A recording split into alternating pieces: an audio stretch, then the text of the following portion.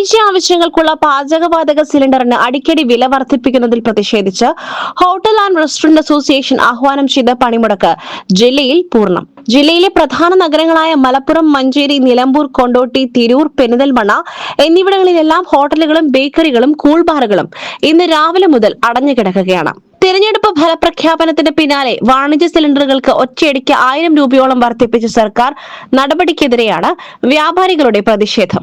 വില പരിഷ്കാരത്തോടെ സംസ്ഥാനത്ത് 19 കിലോ വാണിജ്യ സിലിണ്ടറിന് 3000 രൂപ കടന്നു.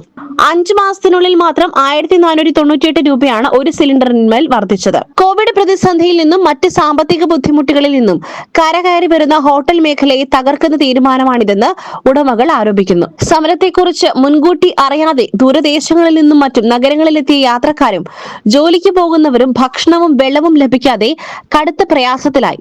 ഇന്ന് മലപ്പുറം കളക്ടറേറ്റിലേക്കും ഓയിൽ കമ്പനികളിലേക്കും പ്രതിഷേധ മാർച്ചും ധർണയും നടത്തുന്നുണ്ട്. കേന്ദ്ര സംസ്ഥാന സർക്കാരുകൾ ഇടപെട്ട് അന്യായമായ വിലവർദ്ധനവ് പിൻവലിച്ചില്ലെങ്കിൽ വരും ദിവസങ്ങളിൽ അനിശ്ചിതകാല പണിമുടക്ക് ഉൾപ്പെടെയുള്ള ശക്തമായ പ്രക്ഷോഭവുമായി മുന്നോട്ടു പോകുവാനാണ് അസോസിയേഷന്റെ തീരുമാനം. SS Gold, pure gold. SS Group, Nilambur.